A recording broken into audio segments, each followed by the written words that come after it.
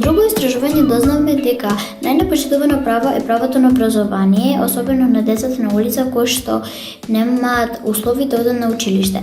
Други непочитувани права се право на свое мислење, на свое изразување, свој изглед и така натаму.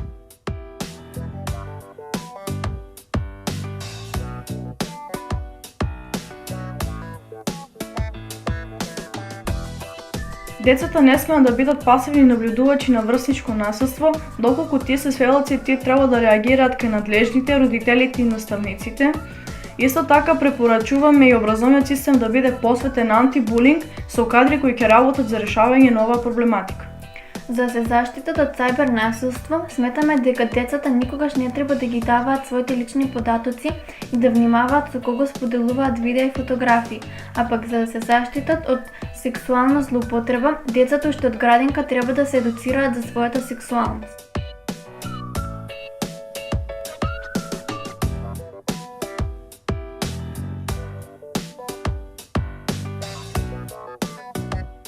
Како најважни наши препораки би ги издвоиле итна социализација на дискриминираните групи на деца и нивно интегрирање. Потоа, едуцирање на возрастните околу дискриминацијата и безпоштедно ангажирање на наставниците, но и едукација за улога и значењето на финансиските средства во животот, како и промоција на полова еднаквост пред се во руралните и економски послабо развиени средини.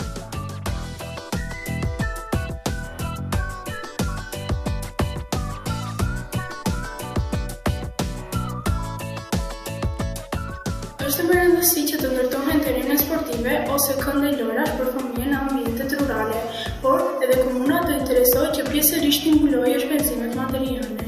Gjithashtu rekomandojmë që të paktën një herë në javë të organizohen manifestime të ndryshme kulturore dhe artistike ku fëmijët mund të socializohen, por edhe të merren mendimet e tyre lidhur me aktivitete që do të dëshironin të organizohen në qytet.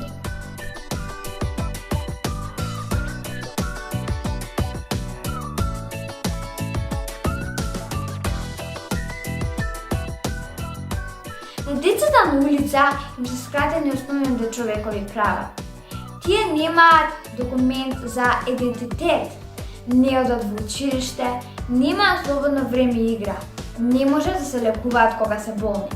Ниту нивните родители не се грижат доволно за нив, ниту институциите, ни околината. На овие деца треба да им се посвети повеќе внимание и грижа.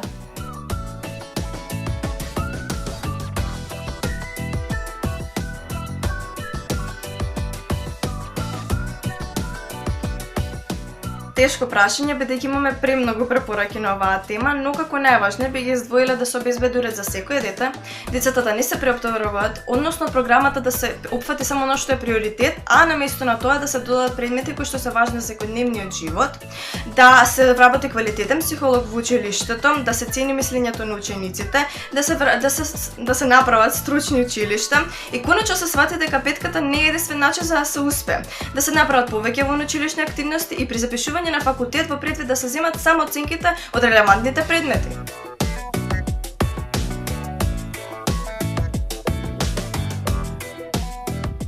Во темата образование разговаравме за 3 подтеми. Првата е децата со попреченост, за која истражувањето ни докаже дека во училиштата ги нема потребните услови за тие без проблем да ја следат наставата, како личен асистент, рампа за децата со количка, брајово писмо и слично. Втората подтема е недостатокот на ресурси за која предлагаме секоја година да се дават нови учебници на учениците, да има подобро грејење, да се менува училишниот инвентар и да има поголем пристап до технологијата.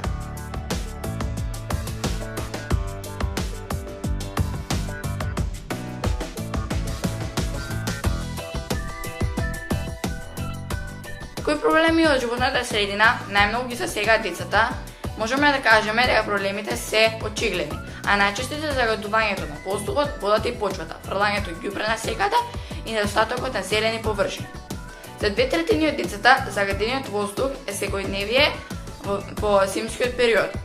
Тоа кај децата предизвикува бројни здравствени проблеми и ги принудува да го поминуваат по своето време дома.